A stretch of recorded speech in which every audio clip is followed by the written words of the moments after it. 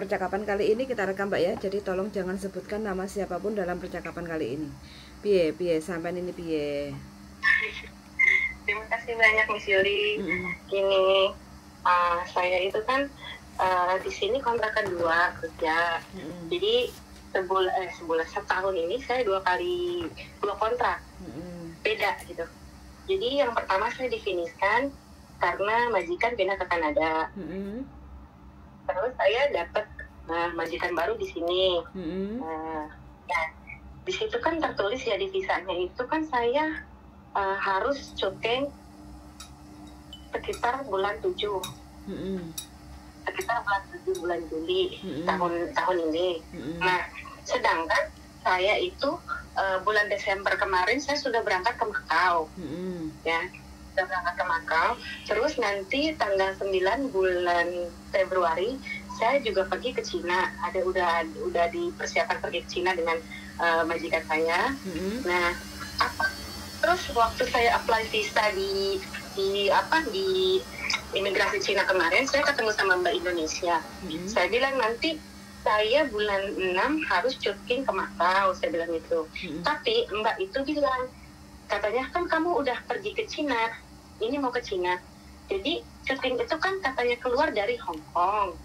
Maka dari itu kamu udah syuting, katanya nggak usah syuting lagi ke Makau gitu. Apa itu betul atau bagaimana? Jadi pulang dari apply visa Cina itu, majikan sama saya terus berargumen gitu. Saya bilang, kan saya udah keluar, saya nggak usah syuting lagi dong. Kamu kalau syuting itu jangan semaunya kamu harus tanya. Ini kan kamu syutingnya nanti bulan 6. Kalau memang harus syuting, kamu tanya sama orang yang tahu apakah kamu perlu atau tidak. Jadi keluar dari Makau itu kan kita ada keluar dari Hong Kong itu ada aturannya. Kamu kan pergi bulan 6 harusnya. Kalau memang kamu tidak usah pergi lagi, ya udah tidak jadi masalah. Cuman menurut saya kamu harus berangkat karena kamu syutingnya nanti bulan 6. Dia bilang begitu terus, Miss. Gitu. Itu masalah pertama ya, Miss. Terus masalah yang kedua, saya tidak akan mengeluh dengan pekerjaan saya sekarang. Insya Allah saya bisa jalanin dengan ikhlas. Karena saya selalu nyimak konten-konten sampean sama Mas Anto yang mengatakan kalau kita ikhlas menjalani semuanya, insya Allah hasilnya juga baik ya, Miss ya. Berkah ya. Insya Allah. Saya ikhlas dengan semua yang terjadi dan yang saya lewati. Nah, ini kebetulan terjadi kepada teman saya, bukan saya pribadi. Nah, kebetulan dia ada mengeluh kepada saya. Saya bilang, coba tolong kamu pergi ke KBRI atau ke Lebor gitu untuk melaporkan apa yang terjadi sama kamu. Kebetulan dia mendapatkan perlakuan yang tidak baik dari majikannya. Semua itu serba salah, terus juga selalu disalahkan. Bahkan kemarin dia terakhir ketemu saya, Miss. Karena saya tahu dia itu kan tidak pernah dikasih cukup makan. Kebetulan ketemu saya kasihlah dia di jalan waktu di pasar itu. Kebetulan dia nggak perginya dengan neneknya. Nah, neneknya tersebut lagi belanja. Saya lihat dia sendirian, saya samperin. Ini saya kasih kamu ya, buat kamu pulang ke rumah, makan di rumah bisa. Saya kasih dia energin sama kue. Nah, ketika saya kasih itu, ternyata neneknya itu melihat dari kejauhan. Ketika dia sampai rumah, di kamar itu langsung diperiksa. Dia bilang sama anaknya kalau dia melakukan sesuatu transaksi dengan orang lain yang tidak dikenal. Akhirnya dia diperiksa. Terus dia sampai nangis-nangis gitu, Miss. Dia bilang, saya nggak kuat Mbak di sini, mental saya kena. Dia bilang gitu kan. Saya harus minta tolong ke siapa? Sedangkan dia menandatangani surat perjanjian dengan PT yang bunyinya kalau dia pulang sebelum kontrak selesai, dia akan mendapatkan denda. Apakah itu betul? Bukan sebelum potongan habis, tapi sebelum kontrak selesai, dia akan didenda. Dia menandatangani surat itu dengan adanya materai. Jadi dia ketakutan. Dia kan belum pernah kemana-mana. Kebetulan kalau saya memang ex dari Taiwan ya. Jadi sedikit banyak saya bilang, nanti saya akan bantu kamu untuk bertanya kepada Mas Andro dan Miss Yuli. Barangkali beliau bisa memberikan masukan, memberikan solusi. Jadi kamu bisa dapat pencerahan. Dia bilang, mungkin Mbak kalau memang dia bilang majikan mau intermini saya, tapi saya takut pulang. Sedangkan saya tahu kalau yang namanya di intermini itu kita harus pulang. Sedangkan ada surat perjanjian yang ditandatangani oleh dia itu tidak boleh pulang sebelum kontrak habis, dan dia akan mendapatkan denda dari pihak PT. Jadi dia takut, dia bilang saya mau pergi ke Makau saja, karena kalau misalkan dari sini otomatis kalau mendapatkan cari majikan baru dia harus pulang dong, karena di intermediate dia bilang gitu. Ya udah kalau begitu nanti saya coba bantu tanya ke beliau, ke Miss Yuli, biar kita dapat penjelasan bagaimana baiknya buat kamu. Nah itu saja, terima kasih. Oke, siap. Temennya berapa lama di Hong Kong? Di sini baru sekitar 5 bulan, 1 bulan lagi dia selesai potongan. Habis potongan. Oke, ini jawab pertanyaan dari teman sampean dulu ya. Baik. Intinya tidak ada, teman sampean itu kena mental, satu, belum siap untuk menghadapi majikan Hong Kong.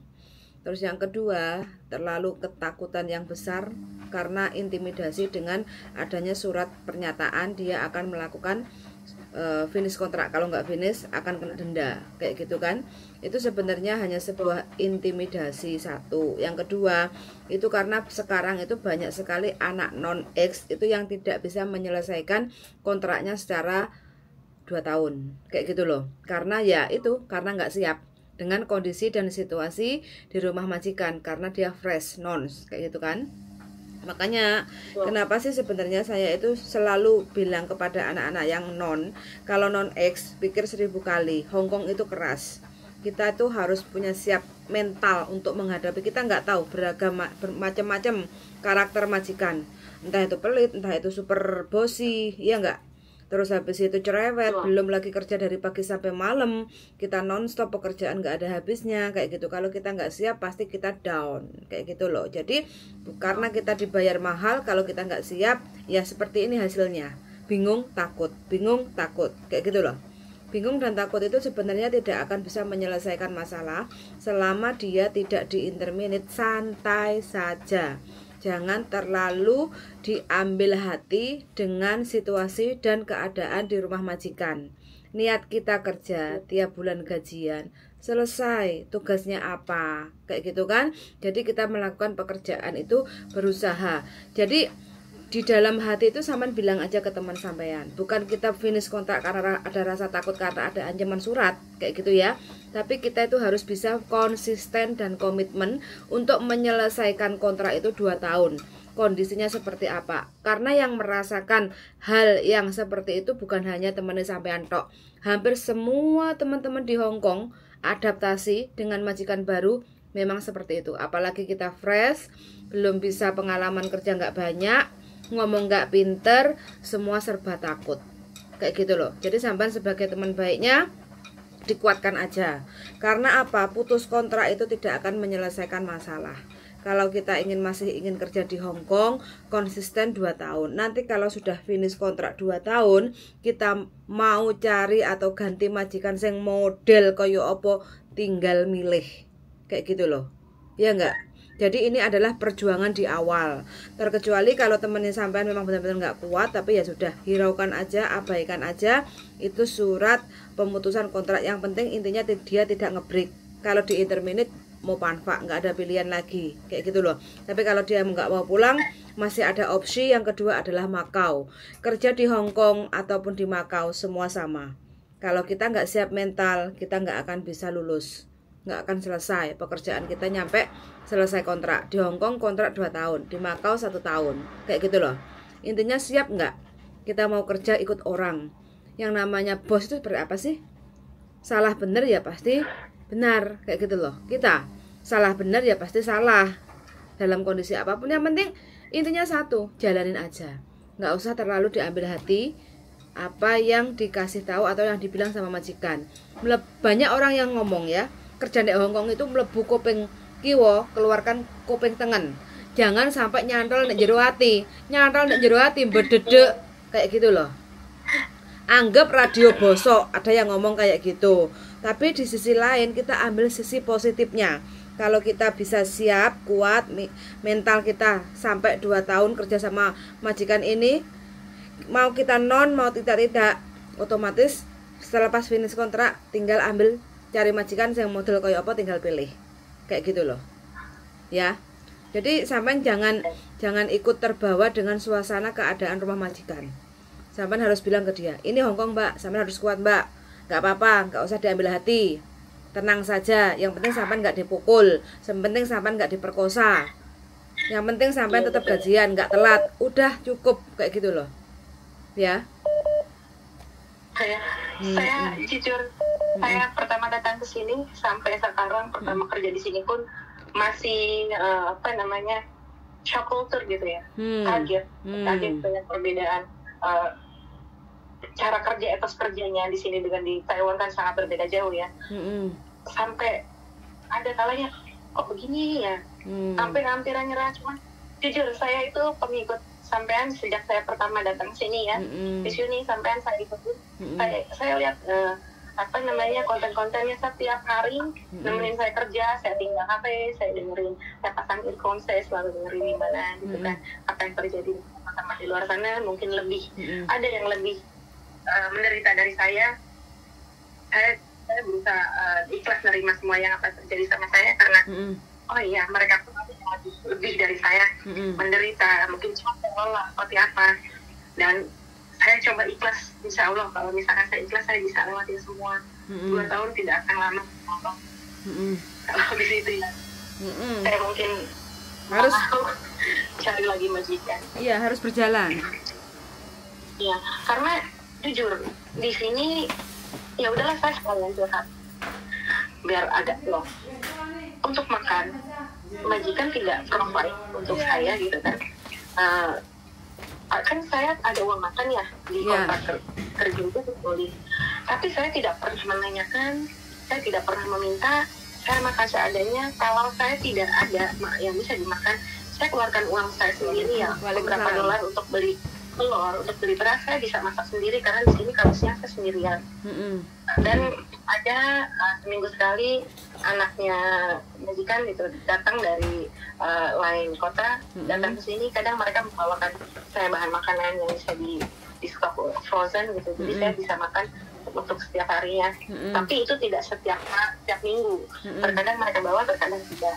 Ya saya mengalah, tidak apa-apa, saya mengeluarkan sedikit uang, tapi saya masih tetap bisa makan karena untuk masak dibebaskan, dibolehkan.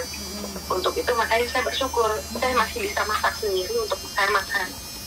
Ada juga yang tidak boleh masak, ada juga yang hanya boleh beli gitu. Saya lihat, oh ternyata seperti ini ya, kompleks gitu. Untuk kerja di Hongkong itu ya seperti yang Mbak Yuli bilang, kita benar-benar harus siap mental. Jangan hanya cuma terpaksa atau karena sakit hati terus berangkat ke sini tanpa persiapan yang betul. Mental itu harus dipersiapkan karena tidak semua rumah, tidak semua tempat yang ada di Hongkong ini welcome dan memperlakukan kita sebagaimana layaknya keluarga. Ya inilah pekerja, apa yang Mbak Yuli bilang, kita salah ya salah, kita benar tetap salah.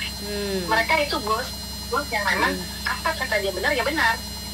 Contoh kalau nyuci baju, saya kan nyuci 2 hari sekali, tapi ketika waktunya saya nyuci dan majikan bilang saya belum selesai kerja hari ini, saya belum kerja, harusnya nanti hari apa gitu baru boleh dicuci karena sekalian baju kerja saya bilang kan biasanya kamu cucinya bajunya hari ini bukan hari sekarang. Terus dia bilang ya tapi kan kamu lihat di situ banyak baju yang tergantung, sedangkan kalau saya cuci baju yang menggantung di situ, mereka tidak menerima karena mereka bilang belum selesai kerja. Ya seperti itulah contoh kecilnya Mbak Yuli.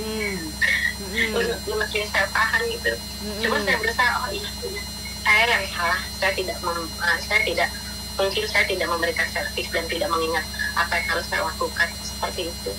Karena kalau saya ke hati saya salah terus, yang ada aduh stres dan nyesek. Begitu terjadi setiap hari. Intinya selama kita tidak di interminate itu udah oke lah, nggak usah terlalu main perasaan di Hongkong itu. Just do it akan menjadi duit kayak gitu loh. Kalau kita main perasaan, selesai di Hongkong itu nggak akan bertahan lama kayak gitu loh, ya nggak. Jadi sampean kuatkan aja temennya sampean, nggak usah ngeluh, sabar. Pastilah awake dhewe koyo naik gunung yo, capeknya minta ampun kayak gitu kan. Tapi selama kita pelan-pelan jalani dengan seksama, pokoknya konsisten, lama-lama akan nyampe tujuan kita, finish kontrak. Kan hanya 24 bulan. Dan setiap bulan kita itu akan terima gaji. Kita bayangkan, ya enggak? Kita kembali lagi, yo diunggahno yo dodokno. Masih banyak teman-teman yang di Indonesia kepengen antri ke Hong Kong. Ya enggak, tapi kita udah dapat peluang, udah nyampe Hong Kong, ya piye carane lah. Ngeluh boleh, menyerah jangan. Gitu aja lah pokoknya inti dari perkataan kita hari ini. Bilang ke temennya sampean, kayak gitu ya. Nggak usah takut. Itu terus masalah cuti gimana? Oke. Masalah cuti saya. Kalau masalah jogging, kalau memang sampean selepas sampean ambil visa dengan majikan baru, itu sampean sudah jogging, itu sampean nggak perlu jogging lagi. Asal paspor sampean cukup 2 tahun kayak gitu. Saya nggak bisa melihat secara jelas. Saya nggak bisa melihat secara jelas karena sampean aku nggak melihat fisiknya. Jadi sampean harus kirim ke saya visa plus sampean selepas jogging itu kan ada lembaran kecil tuh. Tutup aja Mas, nggak usah dikunci. Nah itu sampean foto baru aku bisa baca kayak gitu ya. Kayak gitu. Jadi nanti kalau sampean jadi kalau sampean udah jogging asli sebenarnya sampean nggak perlu jogging yang kedua kali kalau memang nggak ada kepentingan. Tapi kalau sampean ingin jogging sana sini dengan tujuan jalan-jalan, liburan, nggak ada masalah. Tapi kalau sampean sudah jogging sekali sudah cukup. Walaupun tidak tertera di tanggal itu kan tertulis kalian harus jogging kurang lebih batas maksimal itu 1 tahun. Dan dalam waktu 1 tahun itu kan ada tanggal, bulan, tahun. Nah itu sampean nggak boleh lewat dari itu. Bukan berarti sampean saklek harus yang ditentukan di tahun itu gitu, di bulan itu gitu. Gitu ya. Jadi nanti sampean tinggal foto aja visa plus lembaran kecil joggingnya, baru saya bisa kasih jawaban ke sampean kayak gitu ya. Baik. Nanti ada sore ya Mbak Yuli, soalnya paspornya dipegang sama majikan. Pelan-pelan nggak apa-apa. Oke. Pokoknya saya mohon maaf kalau slow respon kayak gitu ya. Tidak apa-apa, terima kasih banyak. Oke, semangat buat temennya, suruh semangat pokoknya, terus berjuang ya sampai finish kontrak ya. Oke, siap, saya tunggu. Monggo dengan senang hati ya. Oke, yuk, makasih banyak, yuk, suwon, yuk. Waalaikumsalam warahmatullahi wabarakatuh.